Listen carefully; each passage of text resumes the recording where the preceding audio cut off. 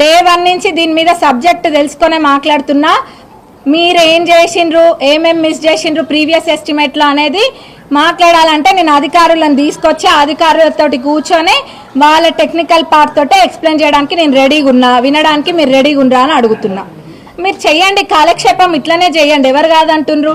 ఎంతసేపు మంది మీద బాడే ఏడ్చుడు తప్ప యారే ఏమైనా పనికొచ్చే పని చేద్దామా ప్రజల కన్నా ఆలోచన లేదు. నేనైతే ఒక్కటే, నా పని ఏందో నేను చూసుకుంటా. నా పని ఏం పని? పాలకుర్తి ప్రజలకి సేవ చేయడం, పాలకుర్తి ప్రజల డెవలప్మెంట్ కోసము నా వంతు కృషి నేను చేసి డెవలప్మెంటల్ వర్క్స్ ఇక్కడ తీసుకొచ్చి వాటిని కంప్లీట్ చేపియడం నా బాధ్యత. అట్లనే పార్టీని కాపాడుకోవడం మా బాధ్యత. అవి మేము చేస్తాం. అందులో మా కార్యకర్తలని బెంబేలెత్తేటట్టు చేయాలంటే మటుకు మిమ్మల్ని శివార్ల దాకా ఉరికిచ్చే బాధ్యత మాది.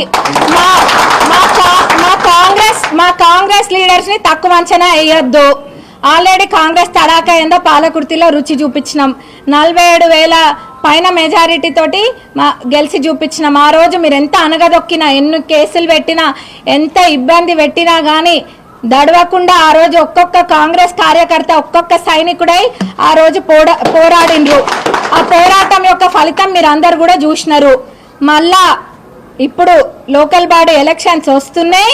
అందులో కాంగ్రెస్ పార్టీ జెండా ఎగరని ఊరు అనేది ఉండదు, చూసుకోండి మీరు.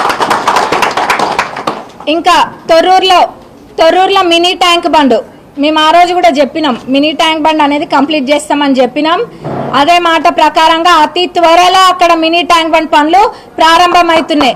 దానికి అన్ని కూడా ఇప్పుడు నాకు TFIDC ఫండ్ 5 crores వచ్చింది. అది కూడా ఆ మినీ ట్యాంక్ బండ్కే పెట్టడం జరిగింది. నేను ఆ మినీ ట్యాంక్ బండ్ పనులు ప్రారంభమైతే అది కూడా మా హయాంలోనే పూర్తవుతాయి.